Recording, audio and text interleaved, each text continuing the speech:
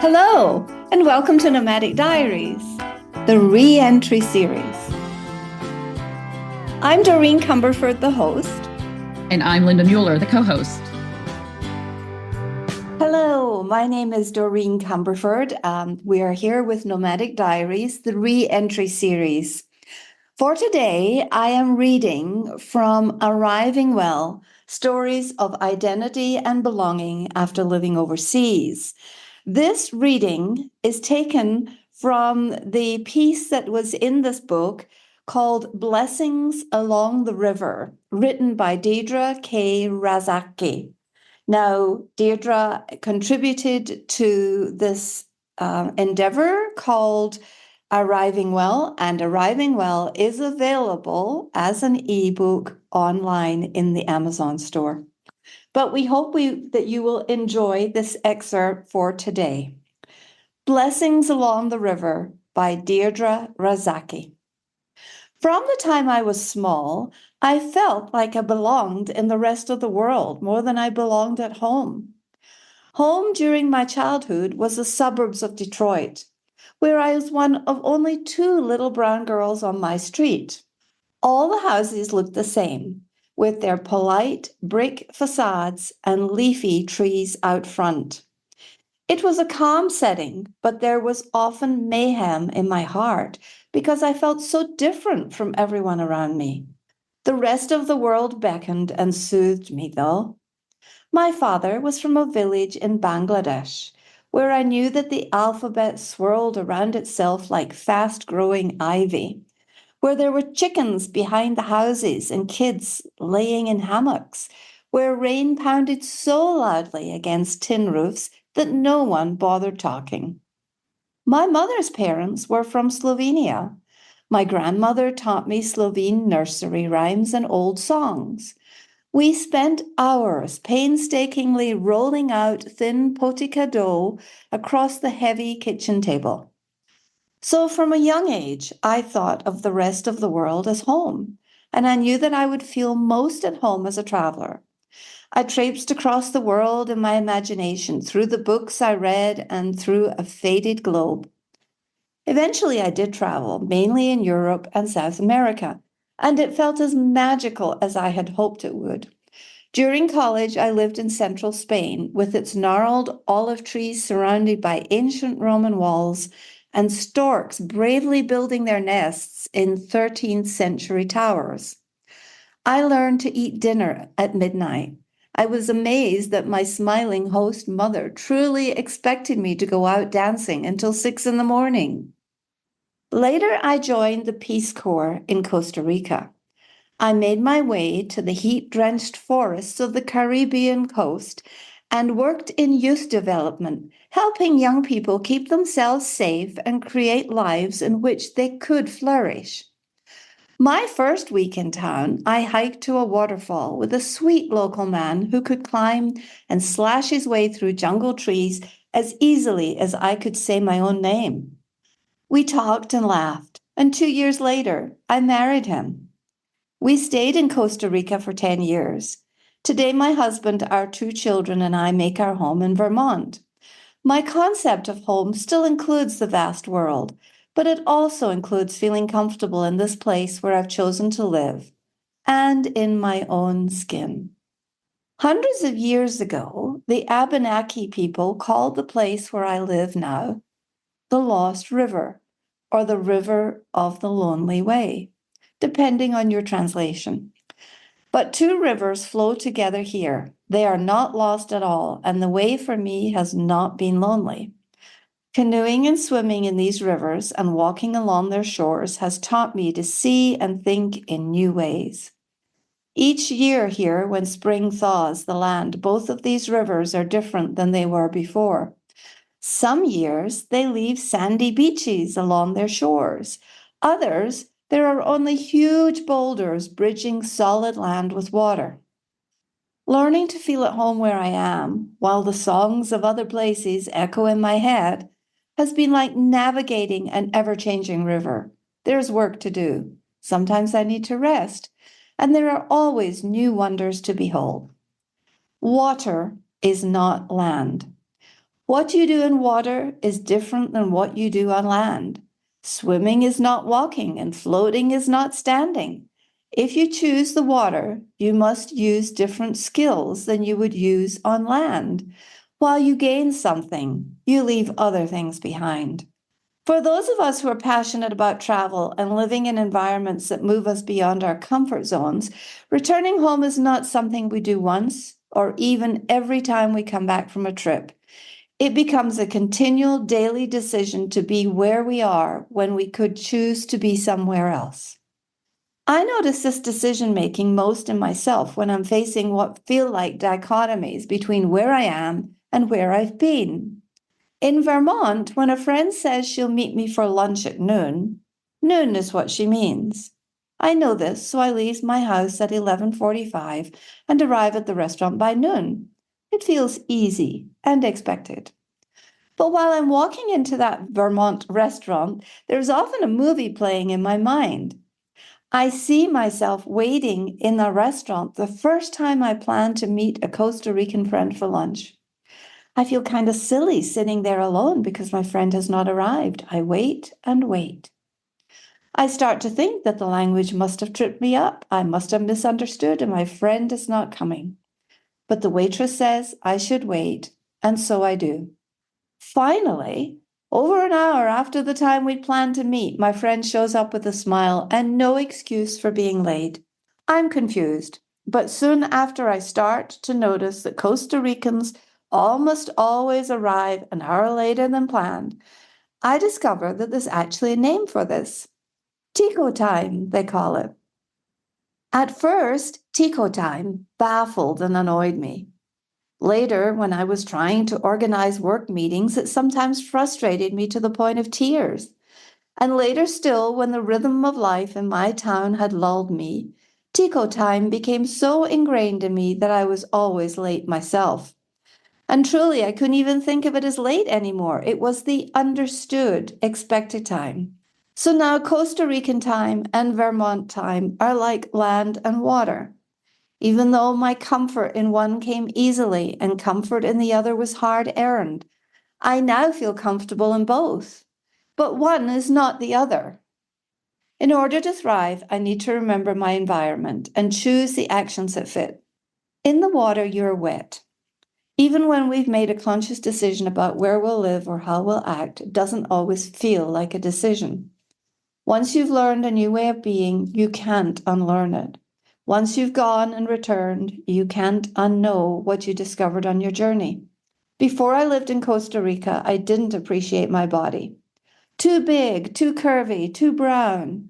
I thought that I fit neither the stereotypes of beauty I saw in the US media, nor my family's or classmates' opinions of who was beautiful.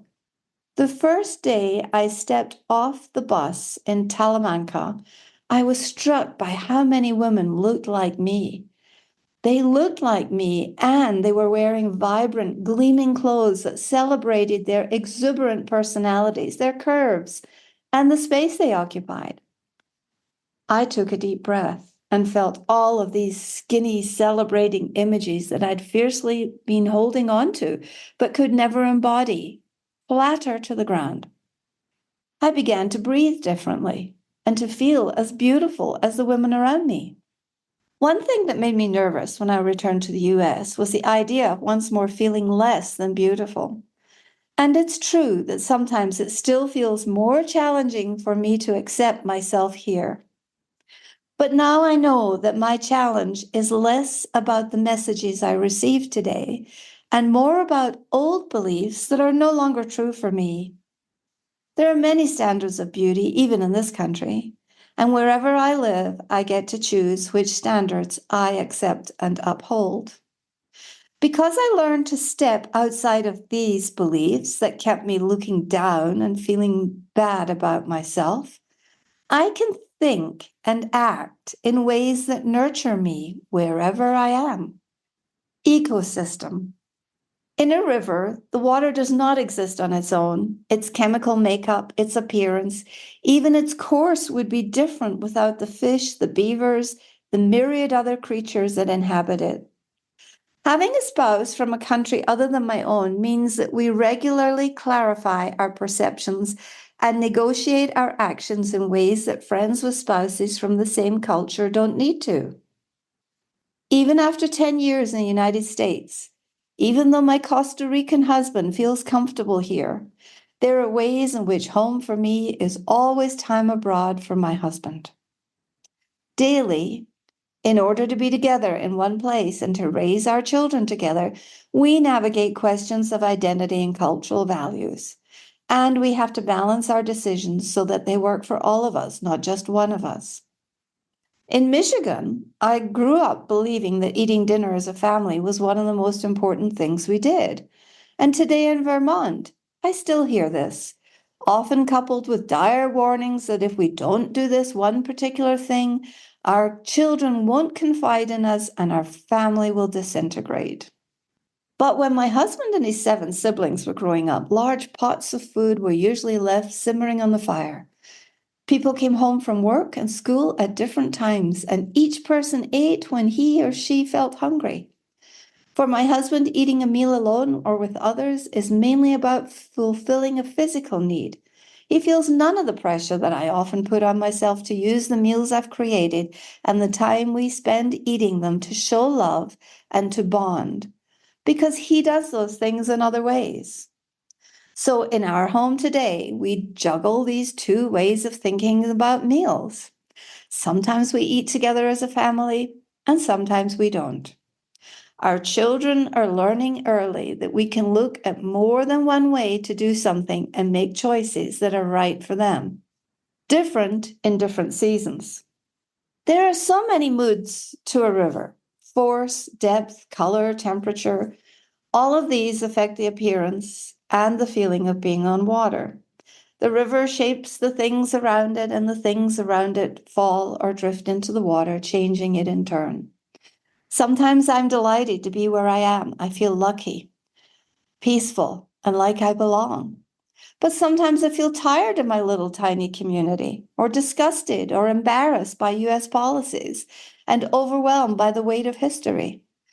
I know some people who immediately leave when they feel fed up with a place, but I've found that for me, there are benefits to wading through the challenging feelings of not wanting to be where I am.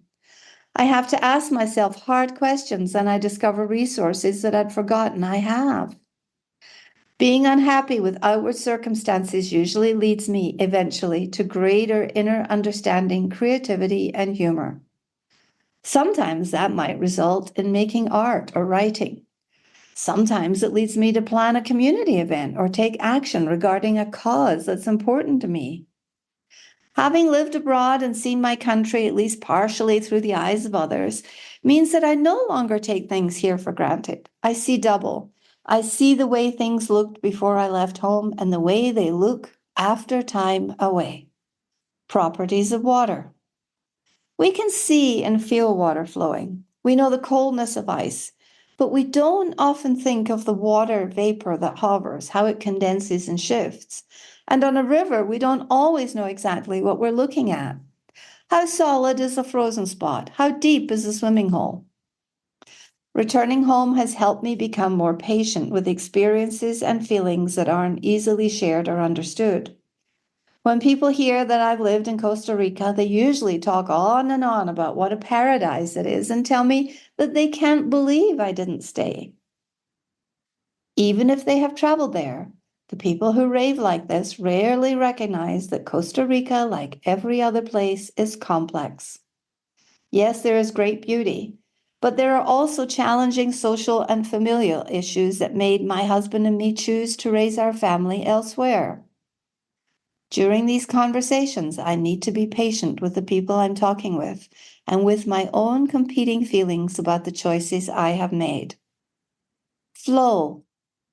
Change is the nature of water. The current is always shifting something. One spot might be calm, the water barely moving. In another place, the water surges over rapids and pummels ashore. Adaptation is just what happens on a river. Having lived abroad and come home again has increased my awareness that there's always another way to do practically anything. This awareness means that, although I can't always control what happens, I am responsible for my life. I must take ownership of the choices I make, even or maybe especially when I have mixed feelings about those choices. In some ways, moving to where I live now and settling here has been like coming full circle. For one thing, my own kids are cute and brown, and we live in the second whitest state in the nation. When I realized how this mimicked the neighborhood where I grew up, I worried that my children would feel as isolated as I did when I was a child. But we're in a community that values and actually gets excited about diversity in many forms. So my family and I talk and learn about ourselves and the world. My children's experiences of place and culture are different from mine. Sometimes I consider traveling full time. There's a part of me that would be kicking up her heels and whooping for joy if I did that. But I chose not to because I want my kid to know what it's like to put down roots and know people and a place for a long time. I want them to know what it's like to be part of a community as it changes and they change. So this is where I am now. It's where the current has brought me. Reflection. The shimmer of light on the water changes the quality of everything the water reflects. When I study the image of trees in the water, what I see makes me look differently at the actual trees along the shore. For me, re-entry is another word for mindfulness.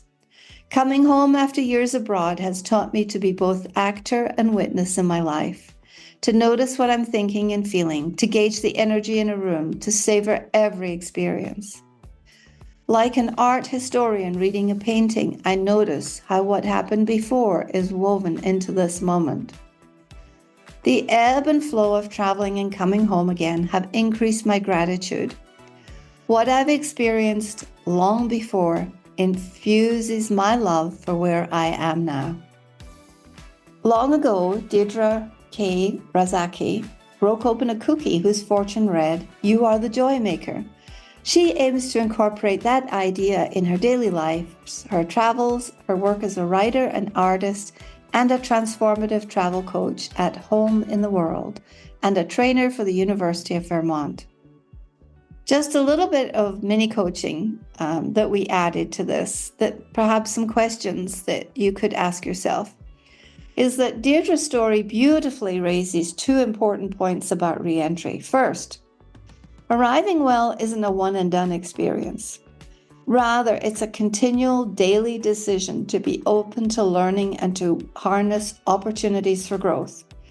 Second, there are tremendous benefits to intentionally processing the challenging feelings of not wanting to be where you currently are. Doing so can lead to a greater understanding and peace, as well as stronger relationships and a clearer path forward. Here's a couple of reflection questions. Number 1, what am I learning in re-entry? Number 2, how am I growing? And number 3, what might I be resisting? Please continue to follow Nomadic Diaries, the re-entry series. We now have a series of 30 podcasts on the subject of repatriation, and we hope that you will return for more. Goodbye.